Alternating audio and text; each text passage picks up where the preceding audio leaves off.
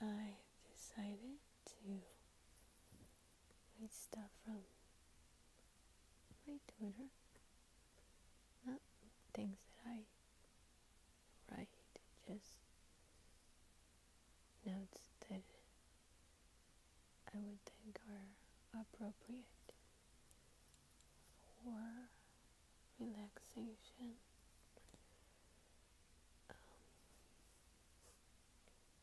What I'm really looking for is the Wall Street Journal. But let's start with this right here. I don't know if you know about Bombfell. It's nothing that I follow. It's just advertisement that I've seen popping up more often. But basically, for what I've learned, is that Bombfell is a company for gentlemen who want to have someone choose their clothes for them. And what the guys do, they basically fill out a questionnaire explaining their what they like to wear, what their style is, I guess, and just things about themselves. And from there, whenever they want to purchase something, an outfit, I don't know exactly how it works, but I guess if they choose to be casual or to be fancy or what have you, Bombfell will put up an outfit for them, and I'm guessing that underneath the clothing there's some sort of manual to show how to combine these items. So, Bombfell, if you're interested. Vice President Joe Biden's elder son dies at age 46 of brain cancer. That's not a good note. But that's what's the Wall Street Journal. Let's see. Alright.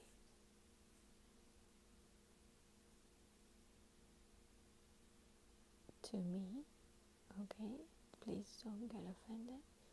To me, this is an ugly cat. Wow. Do you know these people? I know Oprah, Peggy, President Obama. I think I know who she is, but I don't know her name.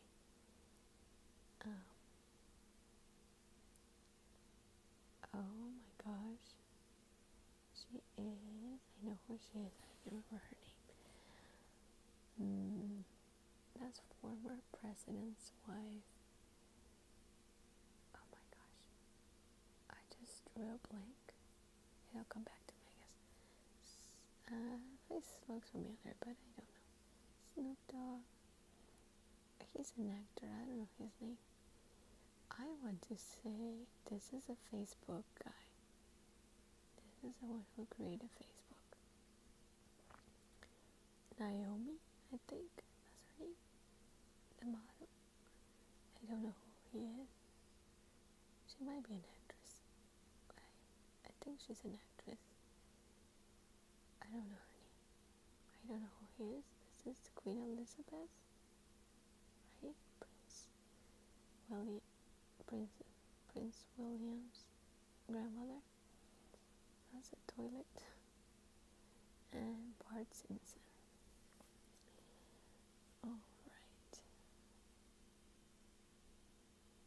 Let's see.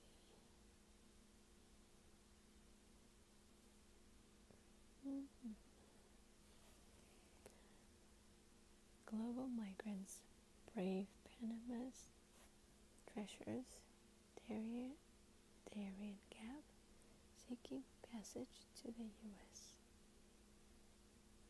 Oh my gosh. This is a sad story, I think, or more like emotional. Oh man. Well, sorry. Record gap bachelor's degree holders earn 80% more than those with just a high school diploma. I read something like that before. I have a video about that. Bill Clinton's wife. Let's see.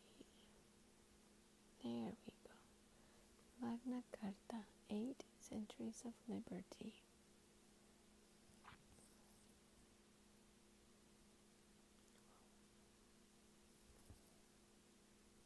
All right. Magna Carta, 8 Centuries of Liberty. June marks the 800th anniversary of Magna Carta, the Great Charter that established the rule of law for the English-speaking world. Its revolutionary impact still resounds today, writes Daniel Hannan. And there's, what are these, bishop, priests, and citizens, warriors, and he's signing the Magna Carta. He's like a king. Oh, there it is. That's what it says. King John, pressured by English barons, I guess these are the barons. If not, then I'm sorry. Reluctantly signs Magna Carta, the Great Charter, on the Thames River bank. Runnymede, June 15. Let's see if it opens up. June 15, 1215, as rendered in James Doyle's A Chronicle of England. And the photo was by Mary Evans, Picture Library, Everett Collection.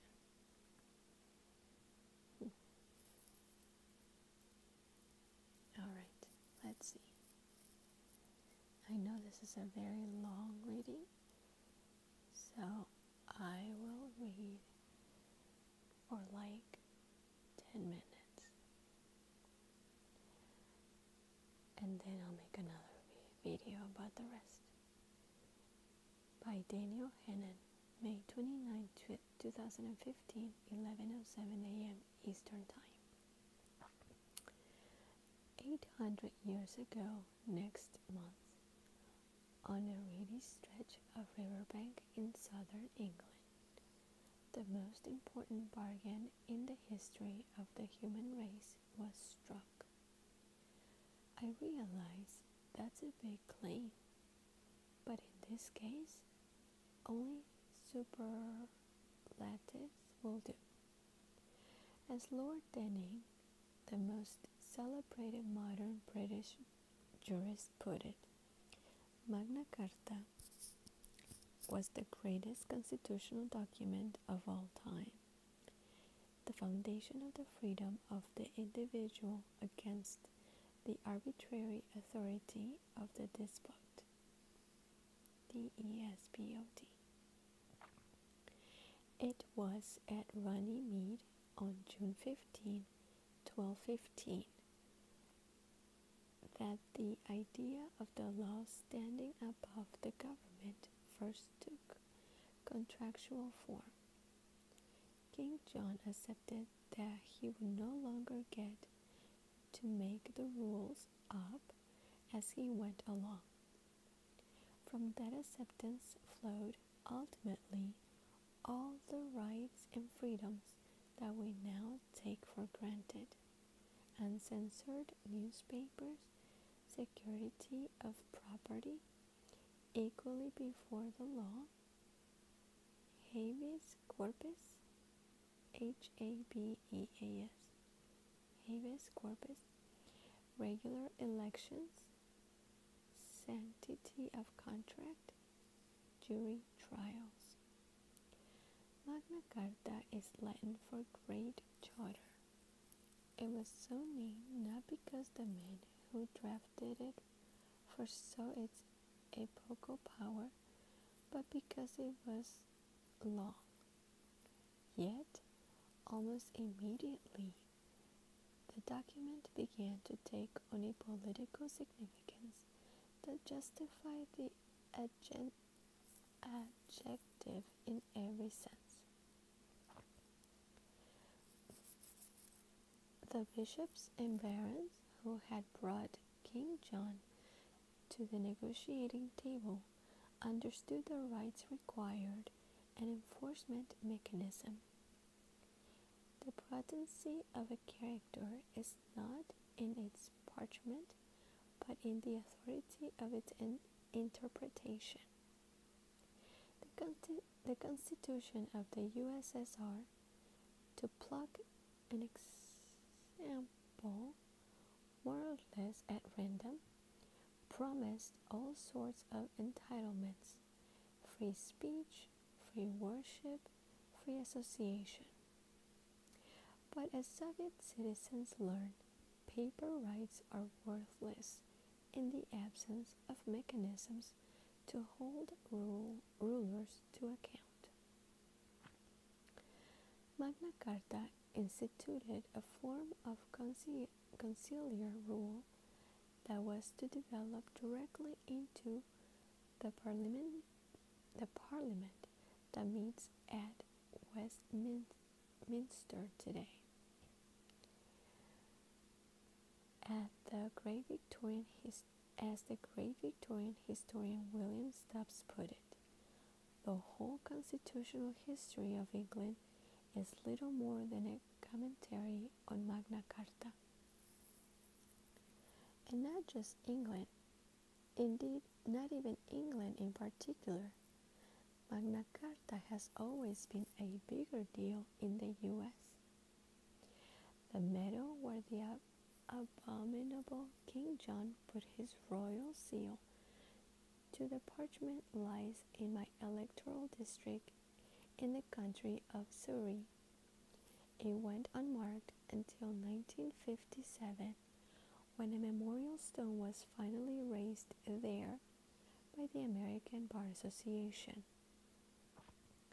Only now, for the anniversary, is a British monument being erected as the place where freedom was born. After some frantic fundraising by me and a handful of local councillors, a large bronze statue of Queen Elizabeth II will gaze out across the slow green waters of the Thames, marking 800 years of the Crown's acceptance of the rule of law. 800 years is a long wait. We British have, by any measure, been slow to recognize what we have. Americans, by contrast, have always been newly aware of the document, referring to it respectfully as the Magna Carta. Why? Largely because of who the first Americans were. Magna Carta was reissued several times throughout the 14th and 15th centuries, as successive parliaments asserted their prerogatives, but it receded from public consciousness and under the Tudors, whose dynasty ended with the death of Elizabeth I in 1603. In the early 17th century, members of parliament received Magna Carta as a weapon in their quarrels with the autocracy Stuart monarchs. Opposition to the crown was led by the brilliant lawyer Edward Coke, pronounced Cook, who drafted the first Virginia charter in 1606. Cook's argument was that the king was sidling parliament and so unbalancing the ancient constitution, of which Magna Carta was a supreme expression.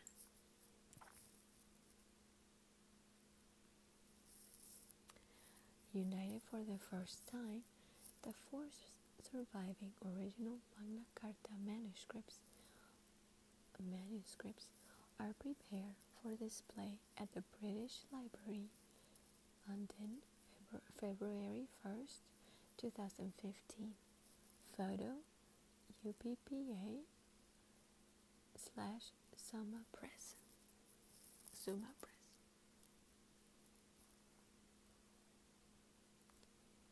The early settlers arrived while these rows were at their height and carried the mania for Magna Carta to their new homes.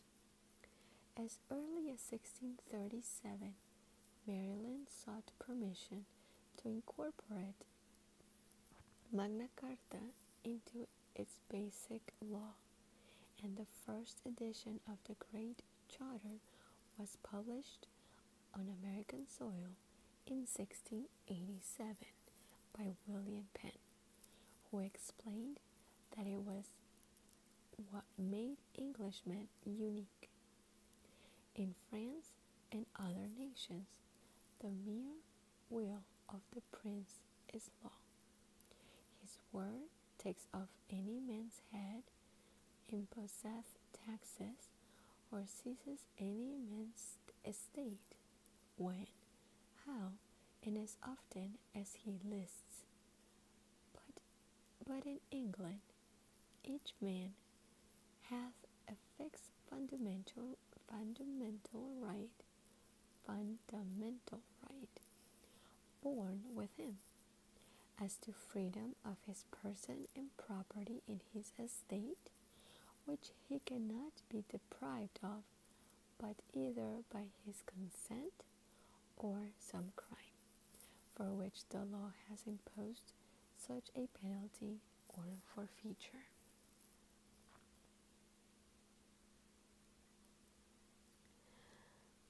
There was a divergence between English and American conception of Magna Carta. In the old world, it was thought of, above all, as a guarantor of parliamentary supremacy. In the New World, it was already coming to be seen as something that stood above both crown and parliament. This difference was to have vast consequences in the 1770s. The American Revolution is now remembered on both sides of the Atlantic as a national conflict, as indeed a war of independence, but no one at the time thought of it that way, not at any rate until the French became involved in 1778. Loyalists and patriots alike saw it as a civil war within a single policy, a war that divided opinion every bit as much in Great Britain as in the colonies. The American revolutionaries weren't rejecting their identity as Englishmen, they were asserting it.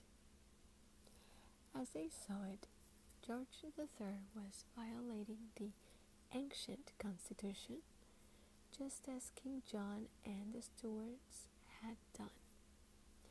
It was therefore not just their right, but their duty to resist, in the words of the delegates to the First Continental Congress in 1774. As Englishmen, our ancestors in like cases have usually done. Nowhere at this stage do we find the slightest hint that the patriots were fighting for universal rights. On the contrary, they were very clear that they were fighting for the privileges bestowed on them by Magna Carta. The concept of no taxation without representation was not an abstract principle. It could be found rather in Article 12 of the Great Charter. No scutage or aid is to be levied in our realm except by the common council of our realm. In 1775, Massachusetts duly adopted as its state seal a patriot with a sword in one hand and a copy of Magna Carta in the other. I recount these facts to make an important, if unfashionable, point. The rights we now take for granted, freedom of speech, religion, assembly, and so on, are not the natural condition of an advanced society. They were developed overwhelmingly in the language in which you are reading these words. When we call them universal rights, we are being polite. Suppose World War II or the Cold War had ended differently. There would have been nothing universal about them then. If they are universal rights today, it is because of a series of military victories by the English-speaking peoples. Various early copies of Magna Carta survive, many of them in England's cathedrals, tended like the relics that were removed during the Reformation. One hangs in the National Archives in Washington, D.C., next to the two documents it directly inspired, the Declaration of Independence and the Constitution. Another enriches the Australian Parliament in Canberra. But there are only 4 1215 originals. One of them, normally housed at Lincoln Cathedral, has recently been on an American tour, resting for some weeks at the Library of Congress. It wasn't that copy's first visit to the U.S. The same parchment was exhibited in New York at the 1939 World's Fair, attracting an incredible 13 million visitors. World War II broke out while it was still on display. It was transferred to Fort Knox for safekeeping until the end of the conflict.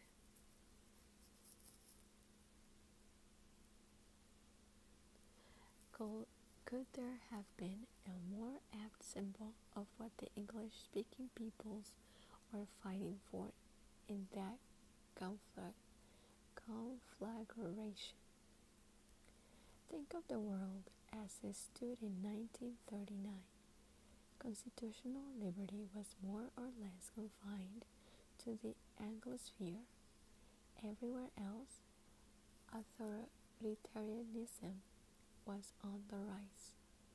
Our system uniquely elevated the individual over the state, the rules over the rulers. Should I keep going? I'll go on for another 10 minutes if you don't mind. When the 18th century statesman Pitt the Elder described Magna Carta as England's Bible, he was making a profound point.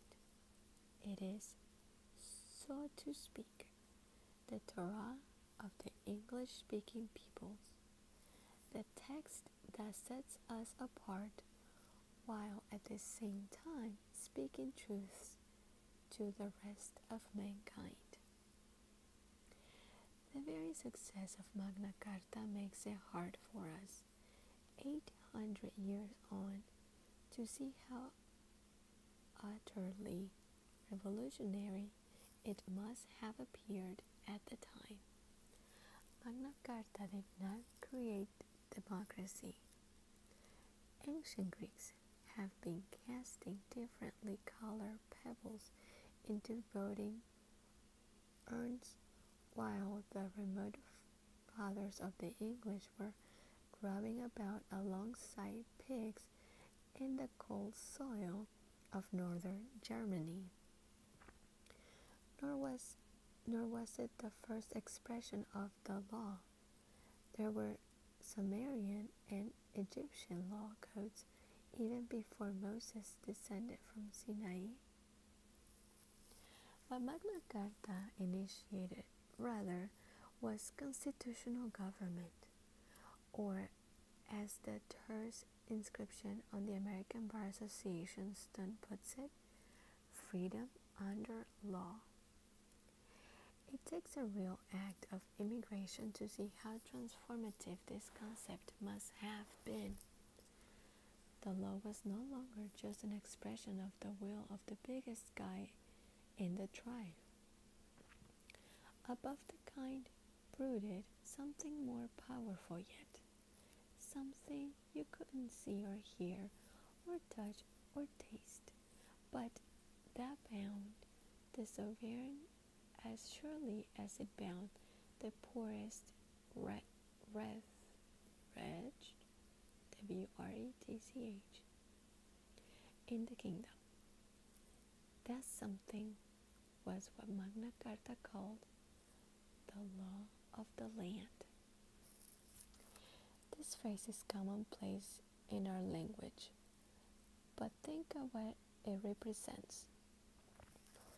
The law is not determined by the people in government, nor yet by clergymen presuming to interpret a holy book. Rather, it is immanent in the land itself, the common inheritance of the people living there. The idea of the law coming up from the people rather than down from the government is a peculiar feature of the Anglosphere. Common law is an anomaly. Common law is an anomaly, a beautiful, miraculous anomaly. In the rest of the world, laws are written down from first principles and then applied to specific disputes. But the common law grows like a coral, case by case, each judgment serving as the starting point for the next dispute. In consequence, it is an ally of freedom rather than an instrument of state control. It implicitly assumes residual rights.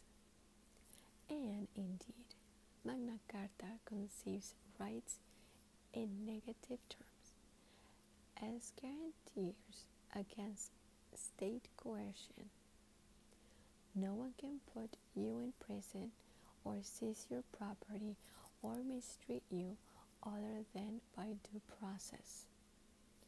This essentially negative conception of freedom is worth clinging to in an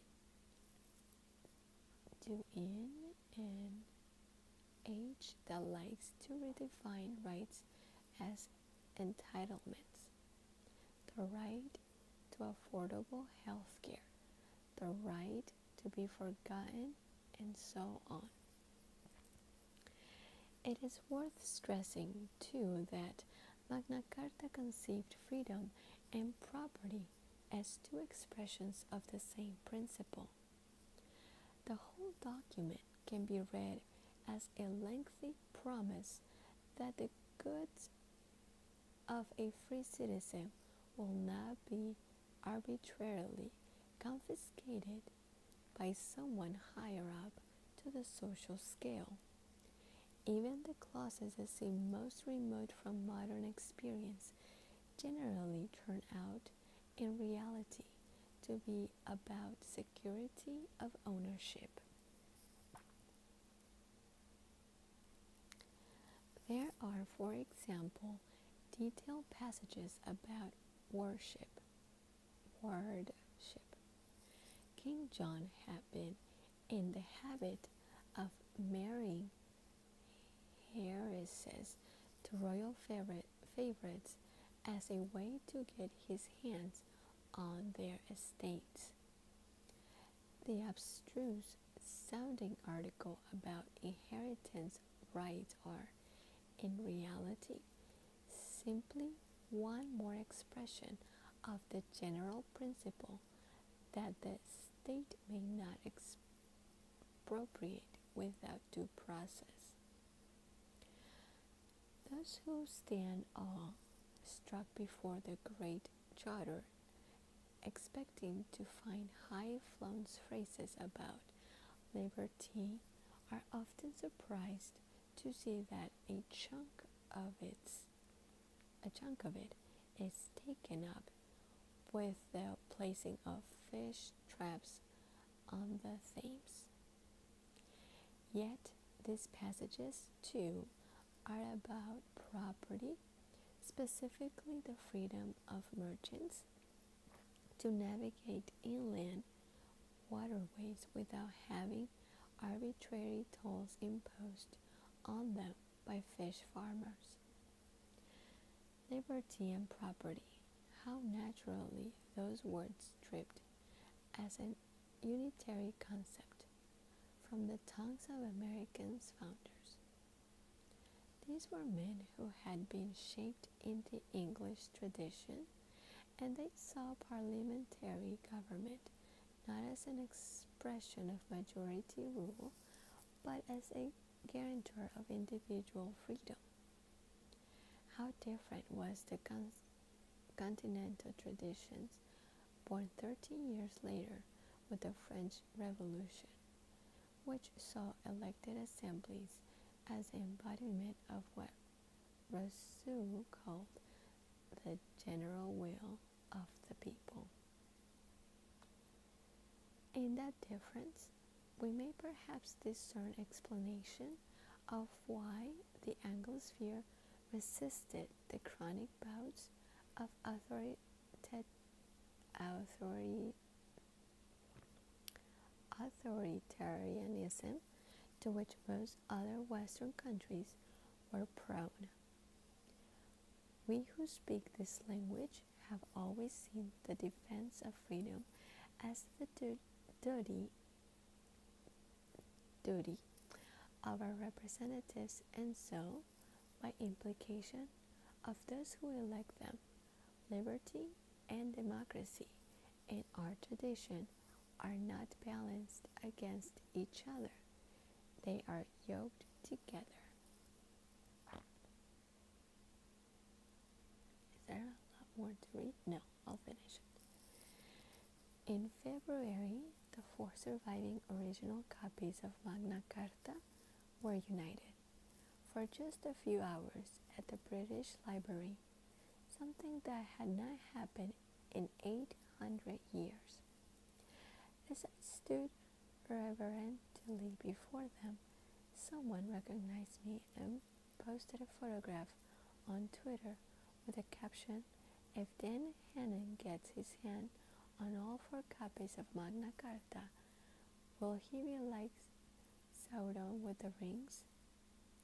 Yet the majesty of the document resides in the fact that it is so to speak, a shield against Sodoms.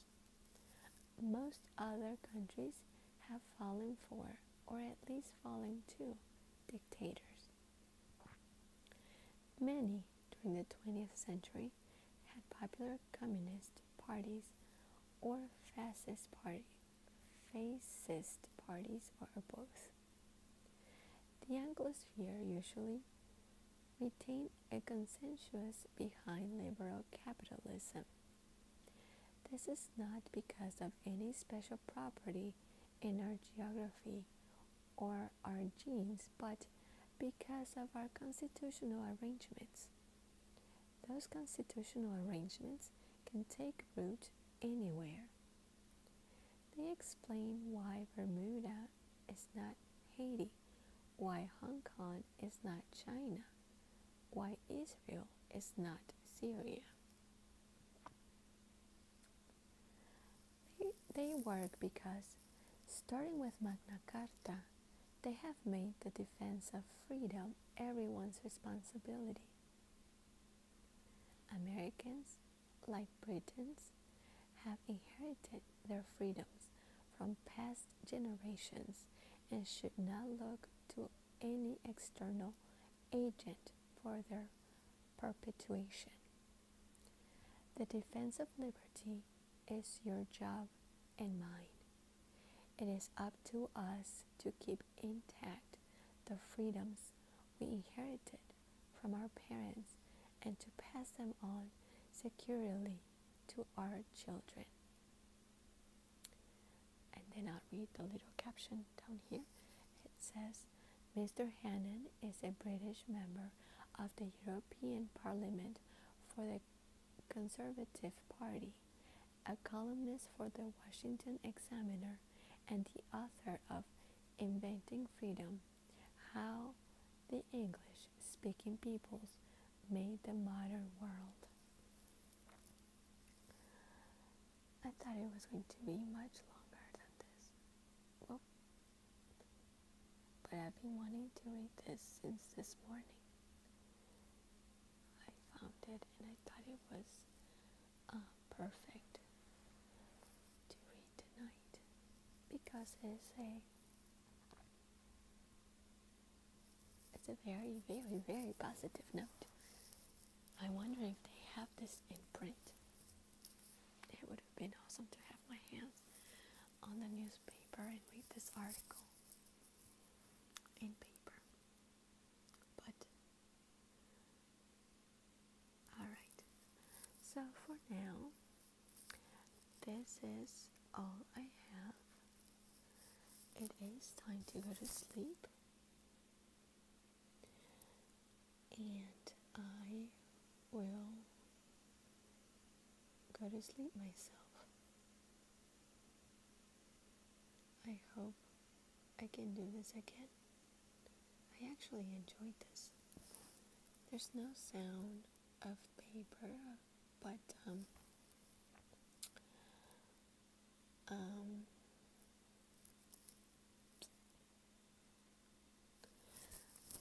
the story was pretty cool. Alright, so for now, I say to you good night, or have a very restful time. I know a lot of people do not sleep at night because they work during the night and sleep during the day. So, good night to those who sleep during the night, and sweet dreams to each and every one of you. And I will talk to you soon.